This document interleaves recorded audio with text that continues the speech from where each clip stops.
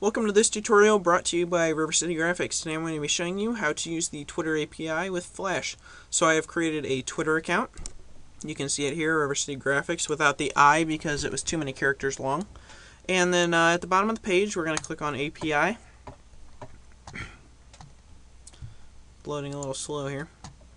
Then we're going to go to Twitter API documentation. Then pretty much here you have everything you're going to need to make a Twitter application. Statuses, users, followers, all kinds of stuff. But we're going to be using statuses / user timeline today. So click on that, and then it's got examples of different ways you can use the code.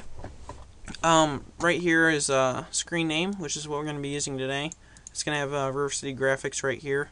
And it's going to bring in this XML data that's down here. This is an example. And we're going to be singling out this text right here and bringing that into Flash to be displayed.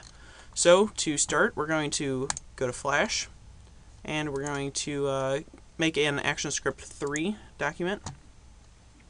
And then we're just going to grab our text tool, make sure it's on dynamic text, and then pretty much select whatever you want. Just make sure it's 140 characters. Pretty sure that would be 140 characters. And then I'm just going to give it an instance name of box. So we're going to click on the first frame, and then we're going to go to Actions. And we're just going to start with a stop, open, close parenthesis, semicolon. That's going to be our first action there.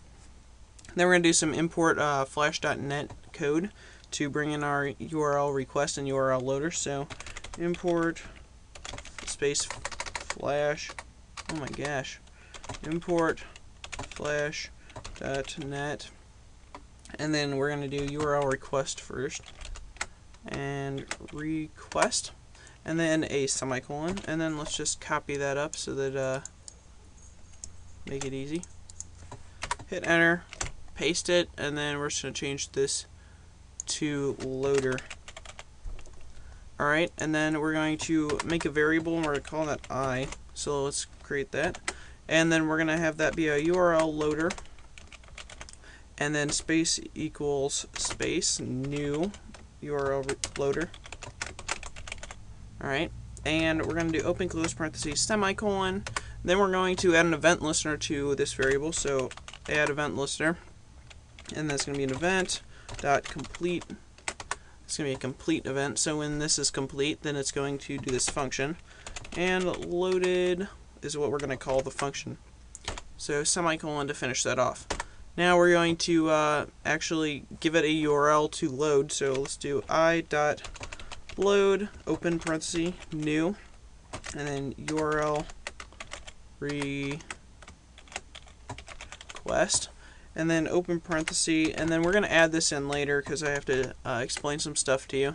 So I'm just going to leave it like that. It's parenthesis, quotation mark, close parenthesis, semicolon. And we're going to add that in later. So now we're going to write the function loaded. So function and then loaded, and then it's going to be an event and event colon E for event and then colon event, and then we're going to have close parenthesis, and that's going to be void because there's no information being returned. Open curly bracket, close curly, or enter a couple times. Close curly bracket, up arrow key. So now we're going to have, we're going to select the event listener and remove it. So we're going to do e.current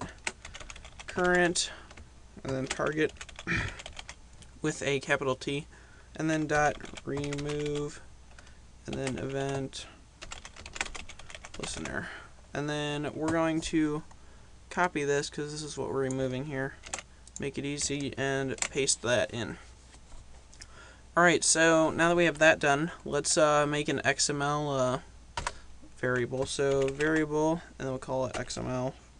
Make it easy there. And then colon, XML. And it's going to be a new XML. Alright, so now we need an open parenthesis, and it's going to be e.current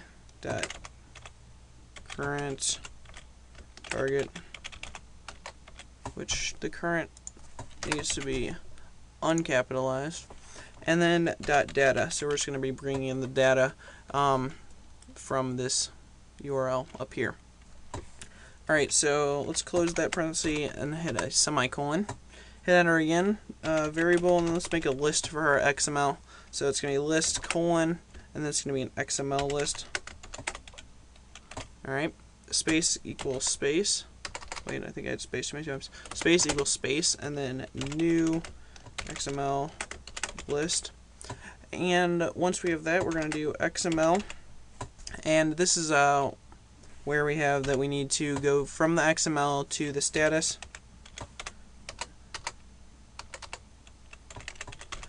And then to the text from there. So pretty much it's singling out and then a parenthesis and semicolon. Singling inside the XML, we need to go to the statuses first, and once we find the status, then we need to bring in the text.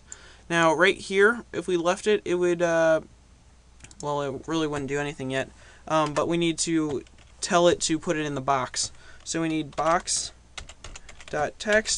and pretty much if you wanted to put all of them in there, you'd have it append it to it.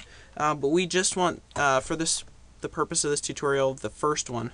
So we're going to do space equals space, and then list, and then we're going to have the bracket key, and then a 0, and then a bracket key, and then a semicolon. And this is pretty much just going to grab the first status text from the XML. So now it would be working, but we don't have, it's not grabbing the text from anywhere. And the reason we need, or the reason I haven't done this yet, is because we need to write a PHP script.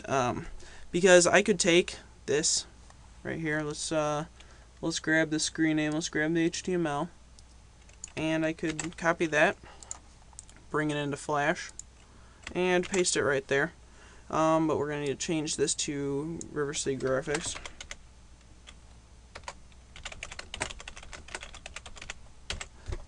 Remember, without the I. So that right now, it would work if we did it. It should bring in the text. Yep, there we go. That's the tweet that I had put.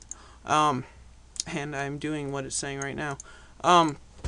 So it brings it in, but the problem is, you're probably like, oh, well, why do we need to write a PHP script? Well, the problem is Twitter has it set up so that it doesn't really like it when Flash documents that are on the web take its data and put them into the Flash. So pretty much we're going to get around that by writing a PHP script, and it's going to bring the data into the PHP script, and then Flash is going to take it from the PHP script. So we're just getting around what Twitter set up, pretty much. So we're going to write this in Dreamweaver.